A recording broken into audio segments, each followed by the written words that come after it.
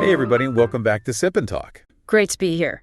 So today we're wading into the kind of messy world of global markets. We're going to focus mainly on the U.S. and Taiwan economies. Yeah, we've got quite a bit to unpack: GDP data, those ever-present tariff discussions, and some, interesting questions about Taiwan's economic path. Exactly.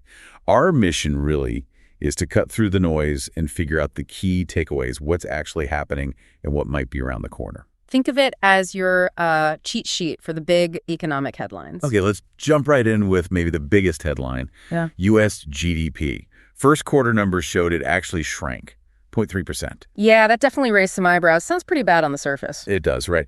But the context is important. The report said it was slightly worse than market expectations, but actually much better than some earlier predictions that were floating around. So not quite panic stations yet. Right. And the main reason for that dip, it was a significant increase in imports. Which is always weird because imports subtract from GDP, even if people are buying more stuff. Exactly. It's a quirk of the calculation. More imports mean, technically, negative growth contribution. And this surge in imports seems connected to the whole tariff situation, doesn't it? It looks like it. The thinking is businesses were stockpiling goods, basically buying ahead because they were worried about potential reciprocal tariffs kicking in. Yeah, remember everyone was bracing for things to escalate around, April 2nd? That was the date. And the estimates were pretty serious if things went south, average tariffs jumping 10-20%, maybe even higher for China, like 20-50%. Ouch.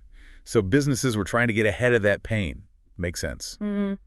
But, it wasn't all negative in that GDP report. True.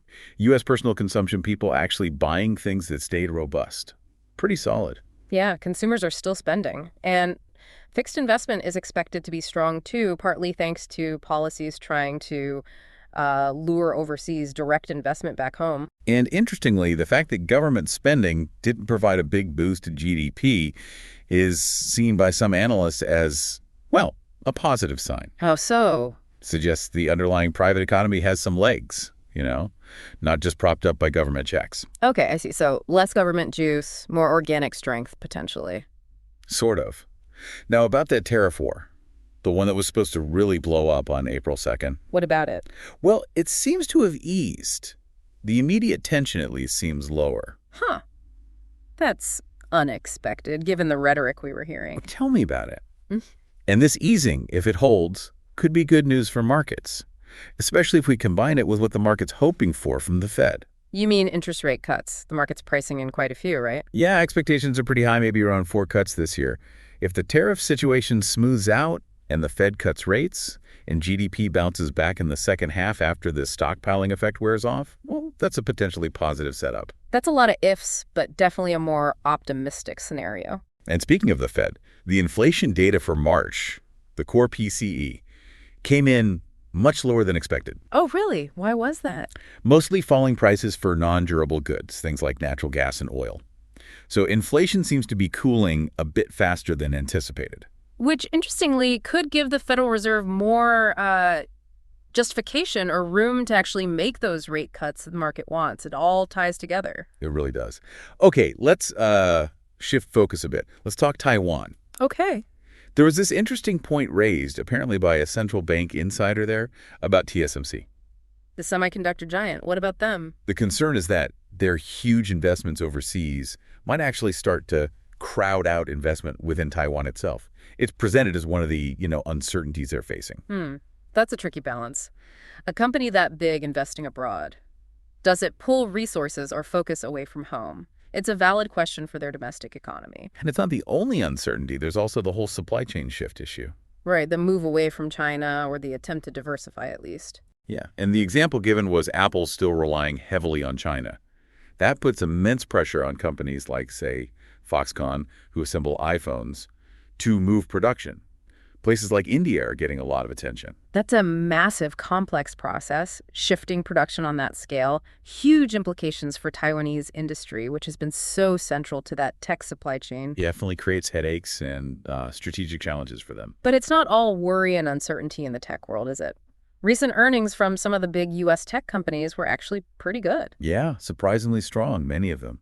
They generally beat expectations, especially strong results in cloud like Microsoft and digital advertising, like Meta. And Meta even raised its capital expenditure forecast, right? Despite all the tariff noise and economic jitters. They did, which is quite a statement. Part of the reason for the strong performance, though, might be that expectations had gotten pretty low. Valuations had taken a hit earlier. So maybe a bit of a rebound from oversold levels combined with a genuine strength in their core businesses. Feels a bit like that old saying, selling shovels in a gold rush. Yeah. These big tech platforms, they've built these deep moats, customer dependence, network effects. Yeah, they have significant competitive advantages, these ecosystems they've built. It makes them quite resilient, even with broader economic headwinds. Okay, so let's try and wrap this up. Where do we stand? Oh, that US Q1 GDP dip looks like it was heavily influenced by temporary factors, like that import surge from stockpiling. Right. Underlying stuff like consumer spending and maybe investment intentions seem relatively stable for now.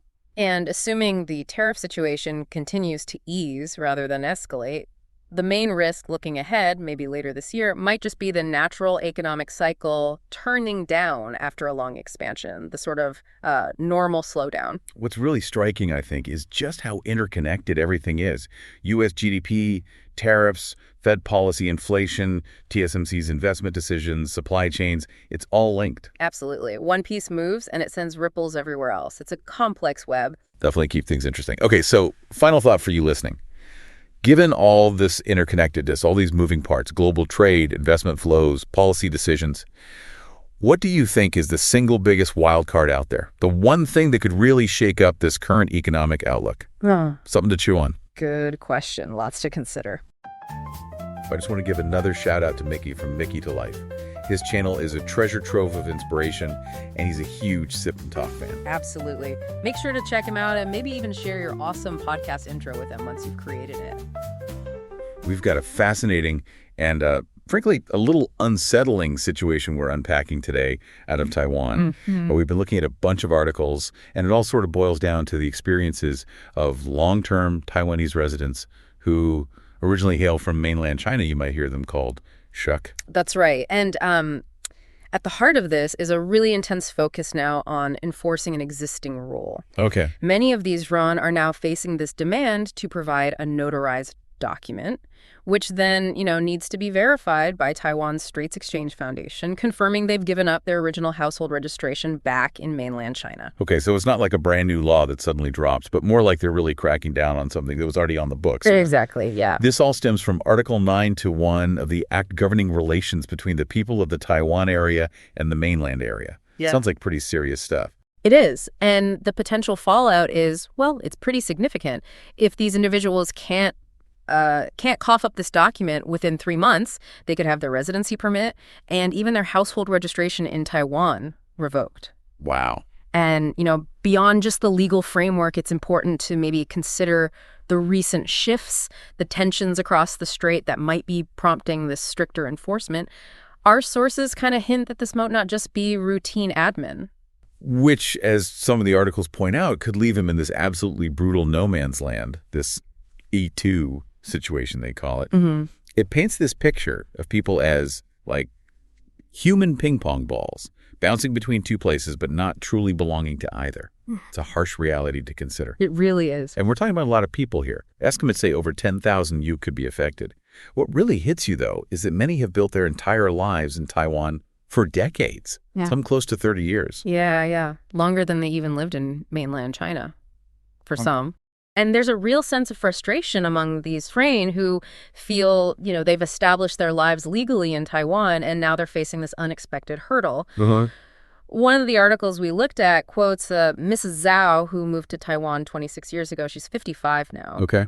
And her immediate reaction was just disbelief, like wondering if the paperwork she submitted all these years ago was somehow lost or something. Yeah, I mean, you'd assume it was handled back then, right? Yeah. It makes you question the security and reliability of these administrative processes over such long periods. It does, and it shines a light on a persistent underlying issue. The lack of a smooth, reliable system for communication and handling these kinds of administrative tasks between Taiwan and mainland China. Right.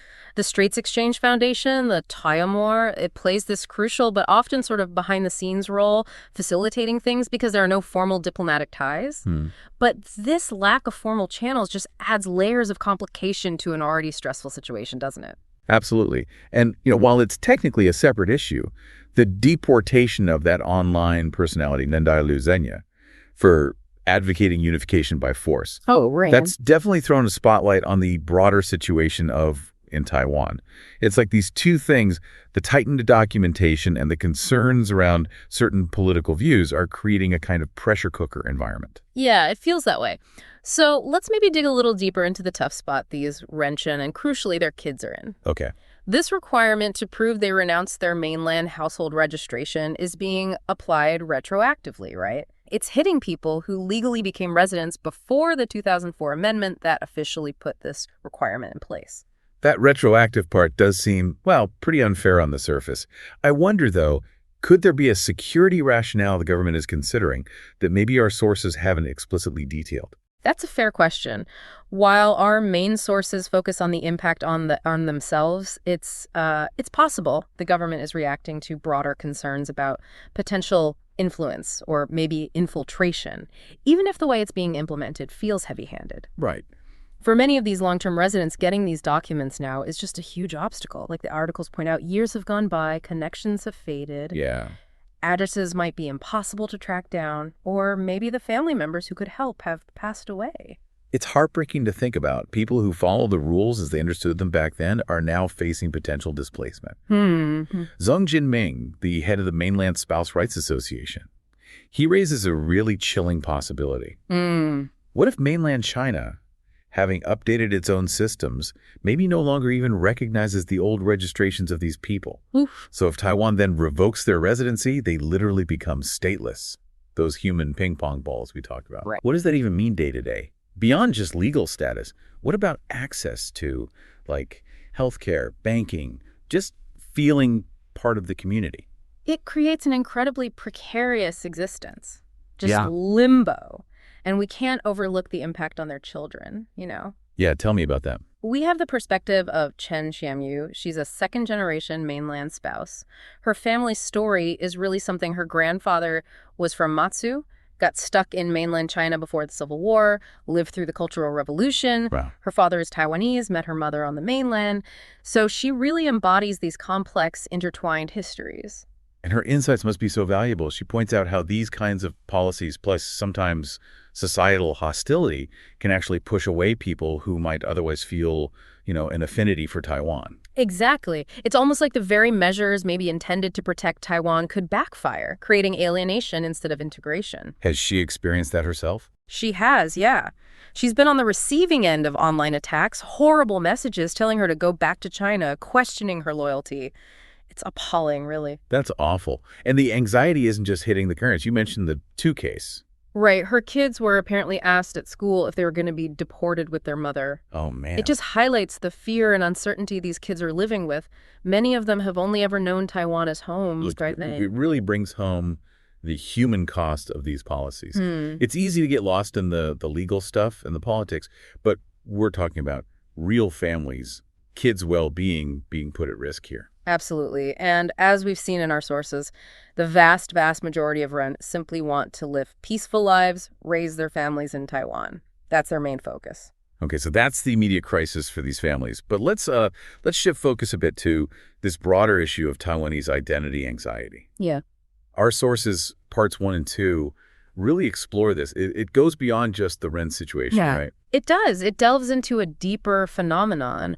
One key aspect highlighted is this legitimacy anxiety.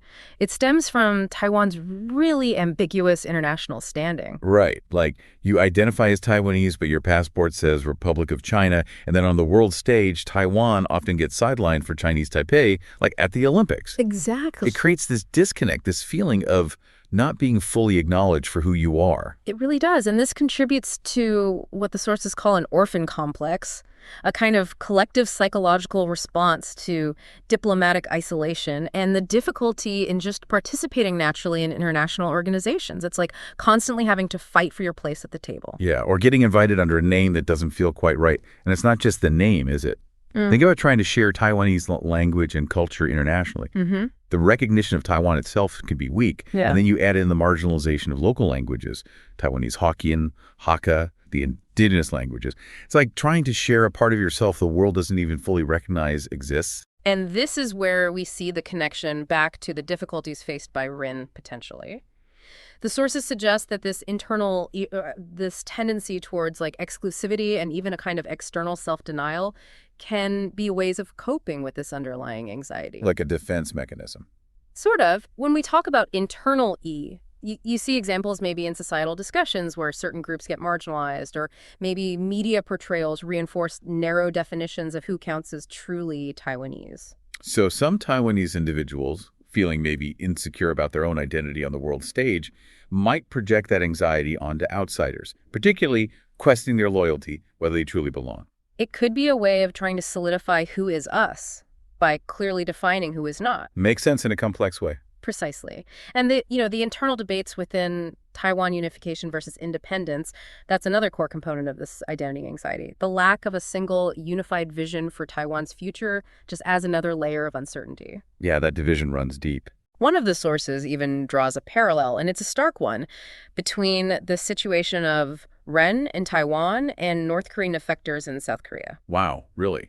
That highlights the intense pressure of navigating these complex national identities. It does. And the article also touches on the possibility of maybe Taiwanese feelings of inferiority due to mainland China's rapid economic growth, which could contribute to a more defensive stance sometimes. Okay, so it's this mix of external pressures and internal anxieties.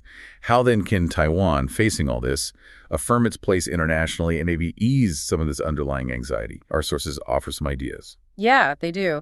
One key suggestion is building a more inclusive national identity. How so? Well, instead of defining Taiwanese identity primarily against China, maybe focusing more on the unique strengths and characteristics of Taiwan, its democratic values, its amazing cultural diversity, that could be a much more positive and ultimately unifying approach, you know? Right, focusing on what Taiwan is, not just what it's not. And fostering open dialogue, trying to understand the emotions driving these anxieties seems crucial too. Creating spaces where people can talk about concerns without just resorting to hostility. Absolutely. And increased engagement on the international stage seems vital. More involvement in trade, cultural exchange, things that really showcase Taiwan's strengths and contributions. That could definitely boost national confidence, that sense of belonging in the world. Yeah, being seen and valued for what you bring. And education too, right? A robust education system that helps people understand Taiwanese history, not just relative to China, but in a bigger global picture. Essential for future generations, for sure. Cultivating a well-rounded understanding of Taiwan's unique place. The sources also mention providing psychological support for people struggling with these identity anxieties, acknowledging the real personal toll it can take. Good point. And Chen Qiangyu, the second-gen spouse you mentioned earlier. Yeah, her perspective is really insightful here. She argues that a mature national identity is one that can affirm its own uniqueness without constantly needing to negate or exclude others. I like that. Standing firm in your own values. Exactly. And one of the sources concludes by really emphasizing this idea that embracing multiple identities can actually be a strength. It can foster social innovation in a diverse society, recognizing the richness that different backgrounds bring rather than seeing them only as potential threats. That's a much more optimistic way to look at it. Yeah. Okay, but we also need to address the flip side, the impact of what's been called inappropriate speech from some hands and how the government has responded. There's that Warwick article. Right. It acknowledges that, yes, Taiwan offers significant benefits to residency, jobs, education, healthcare, all that. Yeah. But it also points out that a small number have expressed views advocating for unification by force. And the government's decision then to revoke the residency permits of people like Oos and others mentioned like Oosh and Oosh, who repeatedly voiced support for a PLA invasion. That was based on national security concerns, wasn't it? That's the government's position, yes. Their argument is that international legal norms generally don't protect speech that directly incites violence or threatens national security. So they argue it wasn't primarily a free speech issue in these specific cases. It's such a delicate balancing act, isn't it? Freedom of speech is fundamental in Taiwan, but like the article points out, it's not absolute. There are limits, especially when it comes to like inciting violence or undermining national security. Exactly. And the article clarifies that even though these individuals were deported, they can still apply to visit Taiwan to see their minor children. So it wasn't framed as a complete severing of family ties. Okay. The argument presented is that free speech shouldn't be a shield for rhetoric that could actively endanger Taiwan's democracy and its people. And the O piece also suggests that for these individuals, it wasn't just like an offhand comment. Their repeated extreme statements, especially given their public profiles, provoked a strong societal reaction.